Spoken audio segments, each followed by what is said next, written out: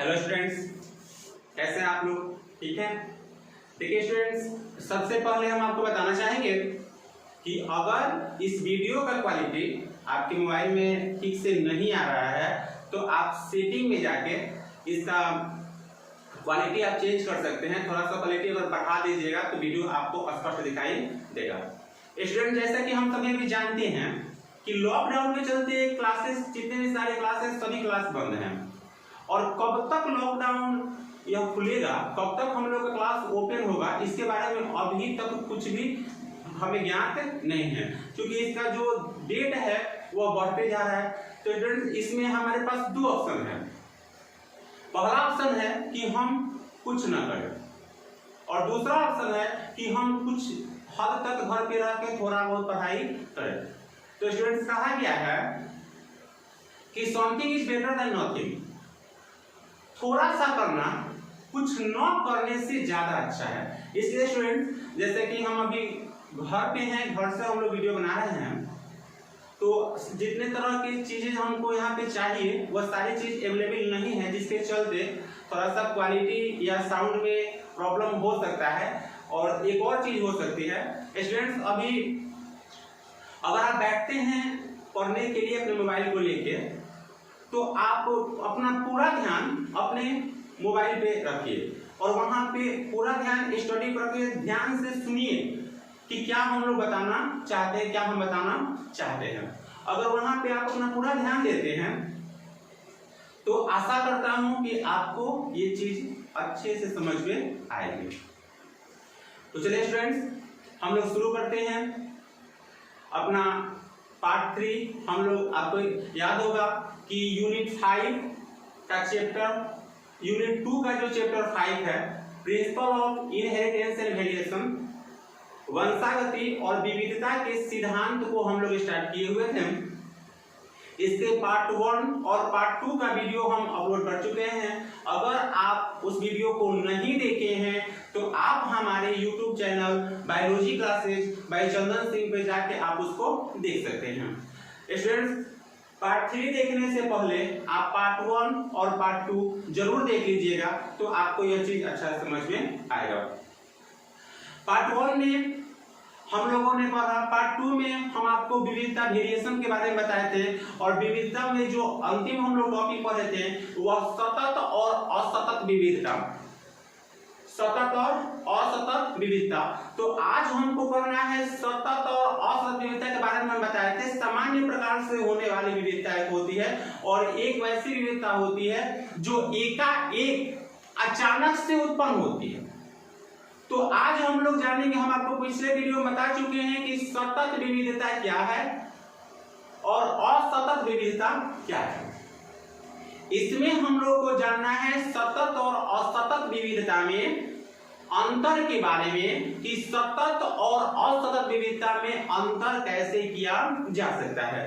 Students, हम आपको पिछले वीडियो में बताए थे कि कुछ ऐसी विविधताएं होती है जो सामान्य प्रकार से उत्पन्न होती है, मानव जीवन को या किसी जीव के जीवन को वह ज्यादा प्रभावित नहीं करती है, तो उस तरह की विविधता को हम सतत विविधता कहते हैं। और दूसरा जो होता है कॉन्टिन्यूअस वेरिएशन, सतत विविधता, और दूसरा जो होता है असतत विविधता,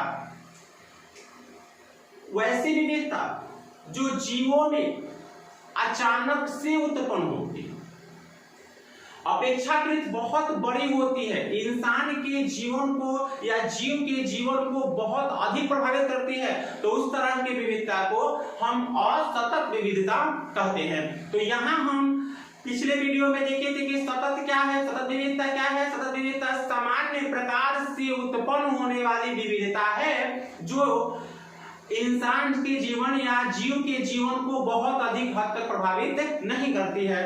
जैसे कि आंखों का रंग चेंज होना, आंखों का रंग भूरा होना या बाल का रंग भूरा होना, यानी माता पिता से, जो पेरेंट्स हैं, जनक हैं, उससे संतान में उत्पन्न होने वाली सामान्य प्रकार की विविधता जो होती है उसे हम सतत विविधता के अंतर्गत उसको रखते हैं।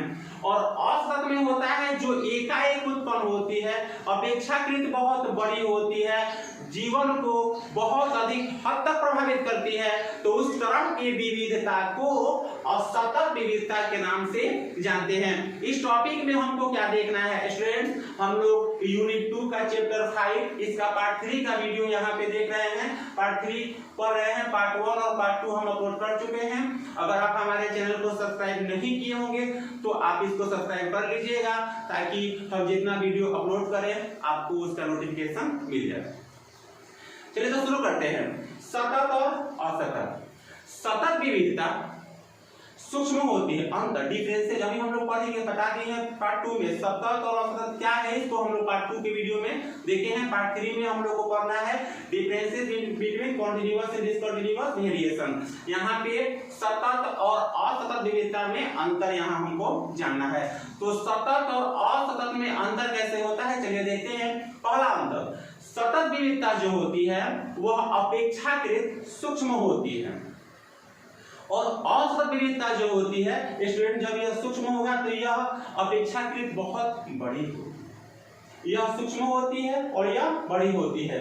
और सतत विविधता में जो इसका दूसरा अंतर है, सतत विविधता अस्थायी रूप से होता है और असतत विविधता अस्थायी रूप से होता है।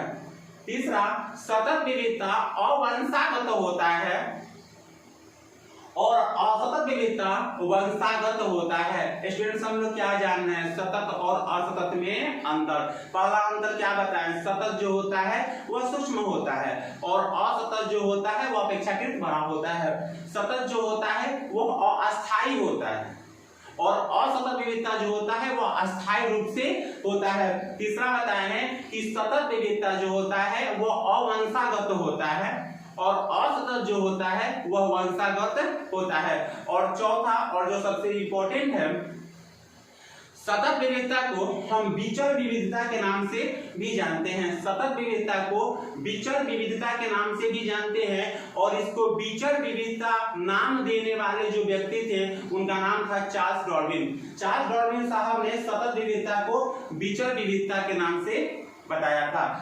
उसके बाद असतत विविधता को हम उत्परिवर्तन के नाम से क्या करते हैं जानते हैं। उत्परिवर्तन के बारे में आप लोग पढ़े होंगे, अगर नहीं पढ़े होंगे तो फिर हम लोग को मिलेगा। उत्परिवर्तन एक बहुत अच्छा टॉपिक है। जीवों में होने वाले एकाएक अचानक से होने वाले एक बृहद परिवर्तन को उत्परिवर्तन कहते हैं। तो स्टूडेंट्स हम लोग अभी क्या देखें, सतत और असतत विविधता में अंतर। सतत विविधता सूक्ष्म होती है, असतत अपेक्षाकृत बड़ी होती है, पहला अंतर। दूसरा अंतर स्टूडेंट्स होता है कि सतत विविधता जो होती है वह अस्थायी रूप से होती है और असतत विविधता जो होती है वह अस्थायी रूप से होती है। तीसरा अंतर जो होता है, सतत विविधता जो होती है वह अवंशागत होती है। सतत विविधता अवंशागत होती है और असतत विविधता जो होती है वह वंशागत होती है। चौथा अंतर जो स्टूडेंट्स होता है कि सतत विविधता को हम एक नाम से जानते हैं, उसका नाम है विचर विविधता और विचर विविधता नाम देने वाले जो व्यक्ति थे उनका नाम था चार्ल्स डार्विन।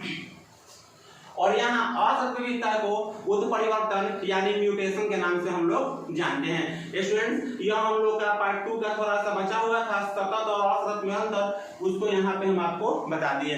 अब हम लोग डिस्कस करेंगे इसके थोड़ा सा आगे बहुत इंपॉर्टेंट टॉपिक के बारे में। एक व्यक्ति का परिचय देंगे जिन व्यक्ति को अनुवांशिकी का जनक कहा जाता है, उस व्यक्ति विशेष के बारे में आज हम लोग यहाँ पे जानेंगे। तो स्टूडेंट्स शुरू करते हैं। अनुवांशिकी के जनक जिनको कहा जाता है उनके जीवनी के बारे में कि उनका जीवनी कैसे है, उनके बचपन का नाम क्या था, जन्म कब हुआ, किस तरह से उन्होंने अपने अनुसंधान कार्य, अपने खोज को किस तरह से उन्होंने प्रयोग किया, किन पौधों का प्रयोग किया, कैसे वो आगे बढ़े, उनके जीवन में कौन कौन सी घटनाएं घटी, वे सारी बातों को हम आपको इस वीडियो में बताएंगे। स्टूडेंट्स यहाँ पे हम लोग शुरू करेंगे ग्रेगर जॉन मेंडल के बारे में, जिन्हें हम अनुवांशिकी का जनक फादर ऑफ जेनेटिक्स कहते हैं। ग्रेगर जॉन मेंडल के बारे में इनके जीवनी को हम लोग एक कहानी की तरह पढ़ेंगे। क्यों? क्योंकि इसी से हम लोग का आने वाले समय में इसी चीज से जुड़ा चीज हमको जानना है, इसी व्यक्ति से संबंधित बातों को हमें जानना है। अतः अभी हम जानेंगे मेंडल साहब के बारे में कि मेंडल साहब क्या थे, कैसे थे और किस तरह से उन्होंने इतना अच्छा आविष्कार यानी अनुवांशिकी के बारे में बताया। इन्हें फादर ऑफ जेनेटिक्स क्यों कहा जाता है उसके बारे में हम लोग जानेंगे। तो देखते हैं स्टूडेंट्स, एक व्यक्ति थे, एक बच्चा जिसका जन्म होता है बचपन में, उसका नाम रहता है जोहान। उनका नाम क्या होता है? जोहान। और उनका जन्म होता है 20 जुलाई 1822 ईस्वी को। अभी हम लोग जान रहे हैं ग्रेगर जॉन मेंडल के बारे में। ग्रेगर जॉन मेंडल का जन्म होता है 20 जुलाई 1822 ईस्वी को। कहाँ? हिंजेनडॉर्फ नगर के सिलिसिया ग्राम में इनका जन्म होता है, जो अभी स्टूडेंट्स पढ़ता है चेक गणराज्य में। यह अभी चेक गणराज्य के अंतर्गत आता है। तो हम लोग किसके बारे में जान रहे हैं? ग्रेगर जॉन मेंडल के बारे में। जन्म कब हुआ था? 20 जुलाई 1822 को। कहाँ हुआ था? हिंजेनडॉर्फ के सिलिसिया ग्राम में। इनके बचपन का नाम था जोहान। बचपन का नाम क्या था? जोहान। और इनकी मृत्यु होती है स्टूडेंट्स 6 जनवरी 1884 को। इसके बारे में हम आपको थोड़ा सा बाद में बताएंगे कि मृत्यु के बारे में। अभी चलते हैं हम लोग इनके थोड़े जीवनी को देख लेते हैं। तो जन्म 20 जुलाई 1822, बचपन का नाम जोहान। पारिवारिक स्थिति देखते हैं, इनका जो जन्म हुआ था वह एक कृषक परिवार में, निर्धन कृषक परिवार में इनका जन्म हुआ था। इनके पिता जो थे वह पेशे से एक किसान थे और बचपन से ही यह पिता के कार्यों में हाथ बटाने के लिए यह उनके साथ बागवानी में, बगीचे में जाया करते थे, खेतों में जाया करते थे और वहां पे जाके वह पिता का सहयोग करते थे। लेकिन ये बचपन से ही इनके दिमाग में कुछ बातें चलती थी। वो बातें क्या थी स्टूडेंट्स? जब वहां पे जाके वो फूल के विभिन्न रंगों को देखते थे, विभिन्न प्रकार के पौधों को देखते थे, तो उनके दिमाग में बराबर यह बात आती थी कि इतने प्रकार के, इतने अलग अलग तरह के फूल कैसे उत्पन्न हुए, किस तरह से कुछ जो पौधा है वह लंबा है, कुछ पौधा बौना है, किस तरह से कुछ बीज जो है गोलाकार है, कुछ बीज झुर्रीदार हैं। इस तरह की बहुत सारी बातें उनके दिमाग में, उनके मस्तिष्क में हमेशा उत्पन्न होती रहती थी। और इन बातों का समाधान पाने के लिए वह निरंतर अपने पिता से प्रश्न पूछा करते थे कि इसका रंग नीला क्यों है, इसका रंग हरा क्यों है, यह गुलाबी क्यों है, यह लंबा क्यों है, यह बौना क्यों है, यह गोल क्यों है, यह झुर्रीदार क्यों है। इस तरह के प्रश्नों को जब उनके पिता सुनते थे तो उस समय उनके पिता के पास इन प्रश्नों का कोई जवाब नहीं होता। लेकिन उनके पिता एक बात भली भांति समझ गए कि यह जो बच्चा है यह कोई साधारण बच्चा नहीं है, यह बाकी बच्चों की तरह केवल खेलने कूदने में अपना समय व्यतीत करने वाला बच्चा नहीं है, इसके अंदर कुछ जानने की जिज्ञासा बहुत ज्यादा है। तो स्टूडेंट्स तब क्या हुआ? तब वह पिता किसी तरह से, जैसे आप जानते हैं कि निर्धनता, गरीबी जो होती है वो अपने आप में एक अभिशाप होती है। निर्धनता जो है, गरीबी जो है, अपने आप में एक अभिशाप है। इसके कारण वह चाह के भी बहुत अच्छा अपने बच्चे के लिए नहीं कर पा रहे थे, लेकिन किसी तरह से अपने दैनिक खर्च में कटौती करके उन्होंने अपने बच्चे को कॉलेज तक की शिक्षा प्राप्त करवाई। किसी तरह उनका पढ़ाई आगे बढ़ाया और उसके बाद यहाँ पे हम देखिए स्टूडेंट्स की जन्म हुआ था 20 जुलाई 1822 ईस्वी को हिंजेनडॉर्फ के सिलिसिया गांव में। इनकी मृत्यु हुई 6 जनवरी 1884 ईस्वी को। बचपन का नाम जोहान था। पारिवारिक स्थिति के बारे में पूछा जाए तो एक निर्धन कृषक परिवार में इनका जन्म हुआ था। सन अब 21 वर्ष के बाद सन 1843 ईस्वी में, सन कौन सा था स्टूडेंट? 1843 में यह ऑस्ट्रिया के ब्रून शहर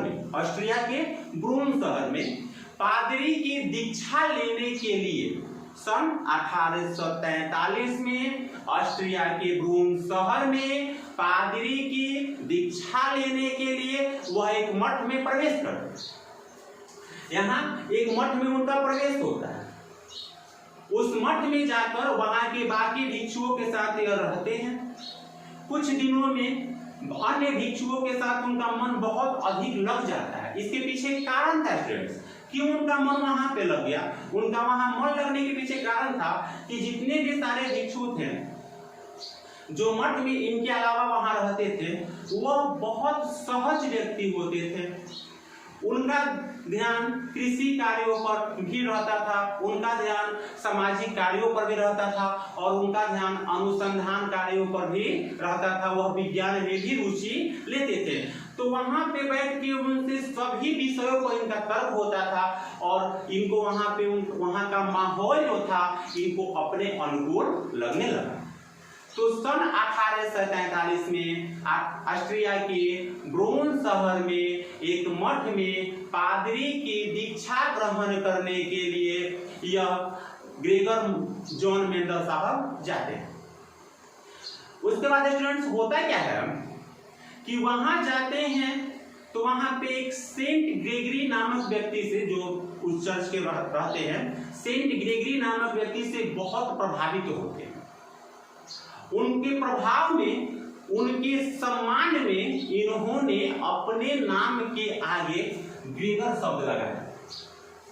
तब इनका नाम हो गया, पूरा नाम ग्रेगर जॉन मेंडल। यानी सेंट ग्रेगरी के सम्मान में इन्होंने अपने नाम में ग्रेगर शब्द को ऐड कर लिया, जोड़ लिया। अब यहाँ पे वो ग्रेगर जॉन मेंडल इनका पूरा नाम हो जाता है। वहां रहते रहते मठ के बाकी भिक्षु इस बात को समझ जाते हैं कि इस व्यक्ति का जो अत्यधिक रुचि है वह खेती में है, बगीचे के प्रति है, पौधों के प्रति है। अतः उस मठ में स्थित एक बगीचे का देखरेख का जिम्मेदारी इनको दिया जाता है और उस बगीचे से संबंधित सारे कार्यों के लिए जो समिति बनी हुई है उस समिति का अध्यक्ष ग्रेगर जॉन मेंडल साहब को बना दिया जाता है। वहां पे वह निरंतर अपने सभी कार्यों के साथ अपने खेत बगीचे में पूरी तरह से वहां उसकी देखभाल करते हैं। उसके बाद स्टूडेंट्स 1843 के बाद सन 1847 में उसी शहर यानी ऑस्ट्रिया के ब्रून शहर में ही एक गिरजाघर में उनको पादरी नियुक्त कर दिया जाता है। लेकिन उनका जो मस्तिष्क है, उनका जो दिमाग है, वह आज भी उन चीजों के प्रति ज्यादा आकर्षित था जो प्रश्न बचपन में उनके दिमाग में आया करते थे।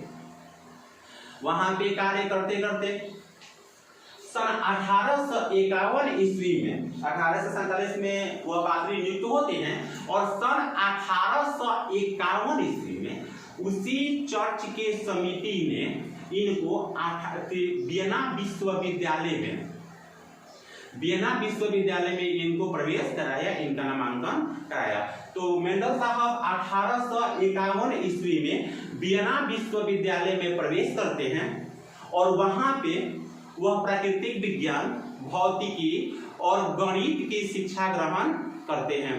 यहाँ पे आके उस विश्वविद्यालय में जाके उनके प्रश्नों को, जो बचपन में उनके दिमाग में प्रश्न आया करते थे, उस विश्वविद्यालय में अध्ययन के दरमियान ये प्रश्न और ज्यादा उन पे हावी होते गए और उसके प्रति उनका रुचि और बढ़ते गया।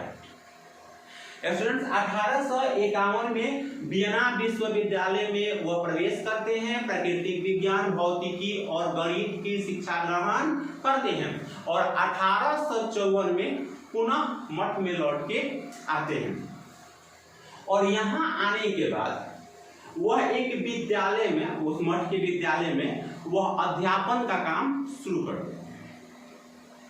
1854 में लौट के आने के बाद वह अध्यापन का काम शुरू करते हैं और कुछ दिन अध्यापन के कार्यों में व्यस्त रहने के बाद 1854 में जब वो लौट के आते हैं तो उस मठ में जो बगीचा रहता है उसमें वह विभिन्न प्रकार के पौधों को उपजाते हैं और वहां पे विशेष रूप से उनका जिस पौधे पर ध्यान रहता है वह पौधा होता है मटर का पौधा। स्टूडेंट्स, पार्ट 4 वाले वीडियो में हम लोग देखेंगे कि मटर का पौधा उन्होंने क्यों चुना, क्यों मटर के पौधे पर उन्होंने शोध किया, मटर के पौधे कितने प्रजातियों को उन्होंने लिया, उसको हम नहीं जानेंगे। अभी हम लोग केवल जानेंगे ग्रेगर जॉन मेंडल के बारे में। तो 1851 में विद्यालय में प्रवेश करते हैं। 1854 में लौट कर आकर मठ के विद्यालय में अध्यापन का काम शुरू करते हैं और 1856 से लेकर 1864 ईस्वी तक, 56 से लेकर 64 ईस्वी तक निरंतर वे उस मठ के बगीचे में स्थित मटर के पौधे पर अपना निरंतर शोध करते जाते हैं। हमेशा उसी पौधे पर वह शोध करते हैं। उसके 10,000 से अधिक प्रजातियों को उन्होंने लिया, उस पर शोध किया और शोध करके 1864 ईस्वी के बाद वो अपने निष्कर्ष पर पहुंच गए। उन्हें ज्ञात हो गया उन सारे प्रश्नों का जवाब जो प्रश्न बचपन में उनके दिमाग में उठा करते थे। अब इन प्रश्नों के जवाब पाने के बाद वह बहुत खुश हुए, अंदर से बहुत प्रसन्न हुए और प्रसन्न होने के बाद उन्होंने यह सोचा कि मैंने समाज के लिए एक बहुत बड़ा आविष्कार कर दिया है। इस आविष्कार से दुनिया को, मानव जाति को बहुत अधिक लाभ मिलने वाला है। इसके लिए 1864 के बाद उन्होंने एक छोटी सी सभा बुलाई, वैज्ञानिकों की एक सभा बुलाई। उस सभा में उन्होंने अपने एक्सपेरिमेंट को पढ़ा, बताया, लेकिन उस सभा में उपस्थित जो वैज्ञानिक थे, जब उनका भाषण समाप्त होता है तो उनके बजाए हुए तालियों को देखकर मेंडल साहब ये बात अच्छी तरह समझ जाते हैं कि ये जो जितने वैज्ञानिक हैं उनको इस चीज से कोई रुचि नहीं है। तो मेंडल साहब के दिमाग में एक बात आता है कि हो सकता है कि मेरे बताने का जो तरीका है वह गलत रहा हो, मैं अच्छी तरह से समझा नहीं पाया। इसको लेके पुनः उन्होंने 1865 में एक और सभा बुलाई वैज्ञानिकों की और अच्छी तरह से उस बात को उन्होंने रखा। लेकिन वैज्ञानिकों के दिमाग में जितने भी उनके अगल बगल के जितने भी लोग थे, जितने भी ज्ञानी प्रवृत्ति के लोग थे, वैज्ञानिक थे, सभी को बुला के उन्होंने अपने प्रयोग को अच्छी तरह से पढ़ा। लेकिन उन बाकी वैज्ञानिकों के दिमाग में एक बात आया कि एक मटर के पौधे से ऐसे व्यक्ति कोई बड़ा आविष्कार कैसे कर सकते हैं। तो केवल टाइम पास के लिए वहां वो बैठे और कहते हैं ना कि उनकी कोई रुचि उसमें नहीं थी, इसी तरह वो तालीम जाकर वहां से चले गए। इस बात का मेंडल साहब के जीवन पर गहरा प्रभाव पड़ा। उन्होंने यह चीज समझ लिया कि जितने भी सारे वैज्ञानिक हैं उनकी रुचि इस क्षेत्र में नहीं है। तब उन्होंने 1866 ईस्वी में 1865 में पादप संकरण का प्रयोग ब्रून नेचुरल सोसाइटी के समक्ष अपने नेचुरल सोसाइटी जो 1865 ईस्वी में पादप संकरण का प्रयोग नामक शीर्षक से अपने प्रयोग को उन्होंने लिखा और लिखकर ब्रून नेचुरल सोसाइटी के समक्ष उन्होंने रखा। उसके बाद जब उस नेचुरल सोसाइटी के समक्ष उन्होंने अपने प्रयोग को रखा तो उन सोसाइटी के लोगों ने इनके प्रयोग को कोई महत्व नहीं दिया और उसे रिजेक्ट कर दिया, उसका कोई वैल्यूएशन नहीं दिया गया। स्टूडेंट्स एक बार के लिए यहाँ पे ध्यान दीजिएगा, 1865 में पादप संकरण का प्रयोग नामक शीर्षक से उन्होंने अपने प्रयोग को लिखा और लिखकर ब्रून नेचुरल सोसाइटी के समक्ष प्रस्तुत किया, लेकिन उनके प्रयोग पर ध्यान नहीं दिया गया और उनके प्रयोग को रिजेक्ट कर दिया गया।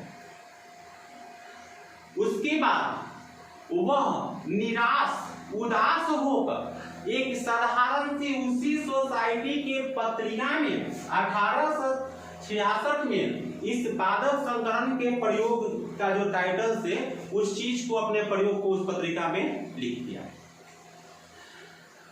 अब उस पत्रिका में लिखने के बाद हुआ क्या कि वह पत्रिका लाइब्रेरी में उसी तरह पड़ा रहा, अपमानित रूप से धूल दूसरी तो होते हुए ना तो दुनिया को उस पत्रिका से कोई मतलब थी और ना कोई उसको जानने वाला था। वह एक गुमनाम जीवन की तरह, गुमनाम प्रयोग की तरह लाइब्रेरी में उसी तरह पुस्तकों के नीचे दबता गया। मेंडल साहब, यह जो घटना घटी यह मेंडल साहब के जीवन को उसने बहुत हद तक प्रभावित किया। मेंडल साहब के द्वारा किए गए प्रयोग का सही समय पर बाकी वैज्ञानिकों के द्वारा न समझना इसका दो कारण हो सकता है। या तो जो मेंडल साहब की उपयोगिता थी, जो उनके प्रयोग की उपयोगिता थी, वह यह समाज न समझ पाया। इसका कारण है, पहला है कि या तो यह हमारे समाज का दुर्भाग्य था कि हम लोग सही समय पर मेंडल साहब को नहीं समझ पाए। अगर उस समय उनके प्रयोग को समझा गया रहता, उनको उतना सम्मान दिया गया रहता, तो शायद उसके बाद भी वह अपने प्रयोग को निरंतर जारी रखते और उनके ज्ञान का हमें लाभ मिलता। ठीक है स्टूडेंट्स, तो चलते हैं। 1866 में पत्रिका में उन्होंने इस चीज को प्रकाशित कर दिया। उसके बाद सन 1884 में उनकी मृत्यु होती है, लेकिन मृत्यु के पहले वह अक्सर अपने बाकी भिक्षु साथियों के साथ गिरजाघर में हमेशा इस बात को कहते रहते कि एक ना एक दिन दुनिया मेरे प्रयोग को जरूर समझेगी और जिस दिन उसे यह पता चलेगा तो उस दिन वह इस बात को समझ जाएगी कि अनुवांशिकी होता क्या है। लेकिन स्टूडेंट, दुर्भाग्यवश 6 जनवरी 1884 ईस्वी को उनकी गुमनाम मृत्यु हो गई। उनकी जब मृत्यु होती है तो उस समय उनके और जो भिक्षु साथी जो भिक्षु थे उनके द्वारा उनका अंतिम संस्कार किया जाता है, लेकिन जो सम्मान उन्हें मिलना चाहिए था वह सम्मान उनके जीते जी उनको प्राप्त नहीं हुआ। उसके बाद उनकी मृत्यु के 16 वर्ष के बाद सन 1900 ईस्वी में 3 वैज्ञानिक जो स्वतंत्र रूप से अपना प्रयोग करते हैं और प्रयोग करके उस निष्कर्ष पर पहुंचते हैं जिस निष्कर्ष पर मेंडल साहब पहले ही पहुंच गए। वह वैज्ञानिक कौन कौन से थे स्टूडेंट्स, देखते हैं। एक का नाम था Hugo de bridge. Hugo de bridge यह जो थे यह हॉलैंड के थे। ह्यूगो डी ब्रिज हॉलैंड के व्यक्ति थे, वैज्ञानिक थे। इन्होंने स्वतंत्र रूप से अपना प्रयोग किया। दूसरे वैज्ञानिक का नाम था इरिस वान शर्मा। इरिस वान शर्मा इन्होंने भी अपना स्वतंत्र रूप से प्रयोग किया। इनका जो संबंध था, इनका संबंध ऑस्ट्रिया से था। और यह तीसरे जो थे कार्ल कोरेंस, यह जर्मनी के वैज्ञानिक थे और इन तीनों ने स्वतंत्र रूप से प्रयोग करके उस निष्कर्ष को प्राप्त किया जिस निष्कर्ष को मेंडल साहब पहले ही बता दिए थे।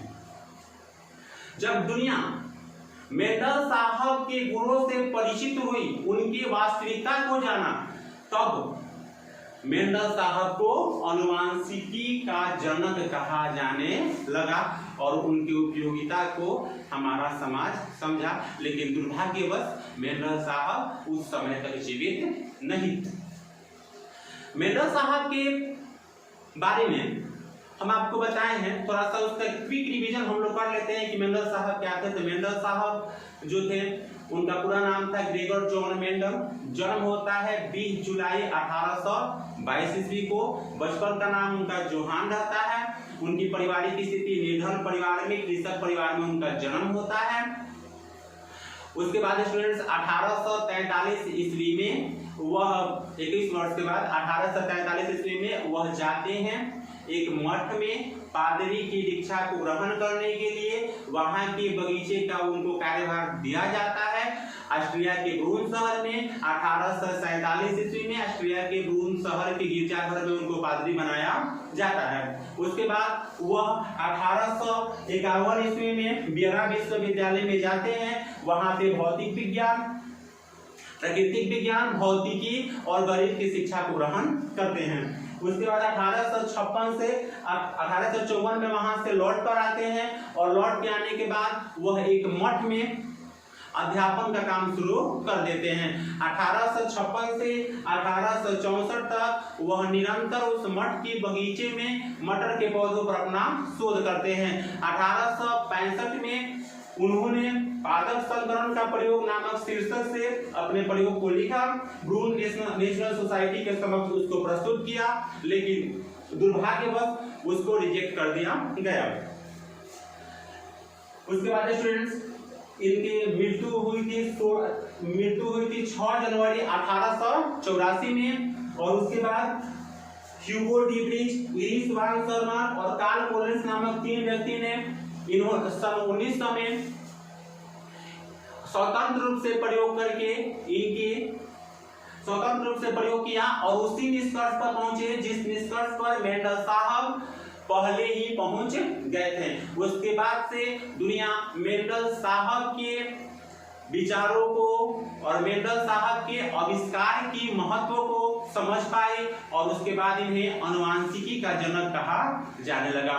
स्टूडेंट्स इस वीडियो में बस हम लोग इतना ही देखेंगे।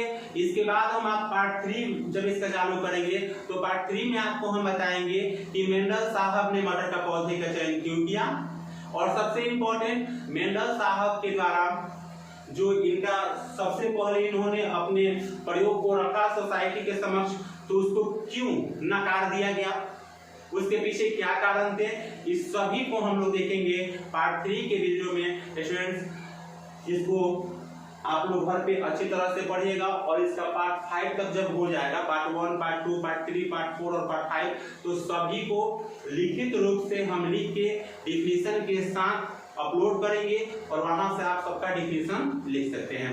थैंक यू स्टूडेंट, आप लोग घर पे रहिए, सुरक्षित रहिए और पढ़ते रहिए। मिलते हैं हम लोग फिर पार्ट 4 के वीडियो में। धन्यवाद।